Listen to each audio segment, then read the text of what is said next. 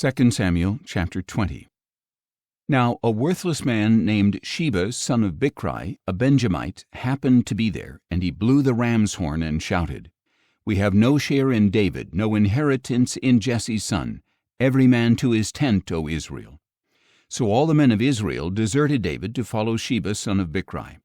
But the men of Judah stayed by their king all the way from the Jordan to Jerusalem. When David returned to his palace in Jerusalem, he took the 10 concubines he had left to care for the palace, and he placed them in a house under guard. He provided for them, but he no longer slept with them. They were confined until the day of their death, living as widows. Then the king said to Amasa, "Summon the men of Judah to come to me within 3 days, and be here yourself." So Amasa went to summon Judah, but he took longer than the time allotted him. And David said to Abishai, "Now Sheba the son of Bichri will do us more harm than Absalom. Take your Lord's servants and pursue him, or he will find fortified cities and elude us." So Joab's men, along with the Kerethites, the Pelethites, and all the mighty men, marched out of Jerusalem in pursuit of Sheba son of Bichri. And while they were at the great stone in Gibeon, Amasa joined them.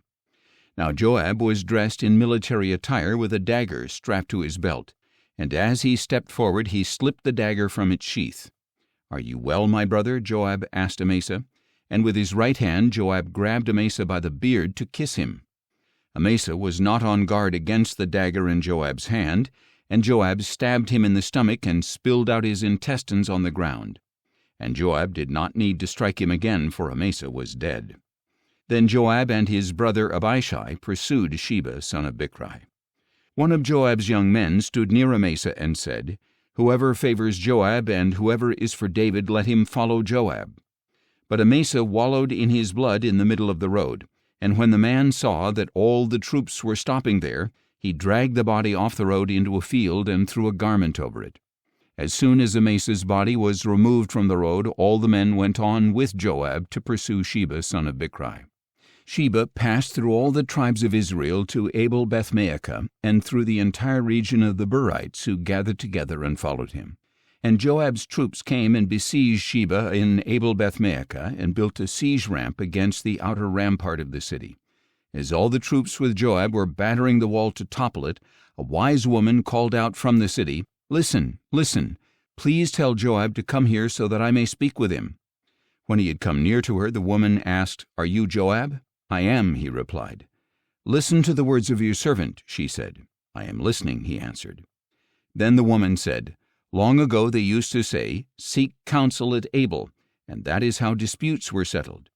I am among the peaceable and faithful in Israel, but you are trying to destroy a city that is a mother in Israel. Why would you swallow up the Lord's inheritance?" "Far be it," Joab declared. "Far be it from me to swallow up or destroy. That is not the case. But a man named Sheba son of Bichri from the hill country of Ephraim has lifted up his hand against the king, against David. Deliver him alone, and I will depart from the city." "Look," the woman replied, "his head will be thrown to you over the wall."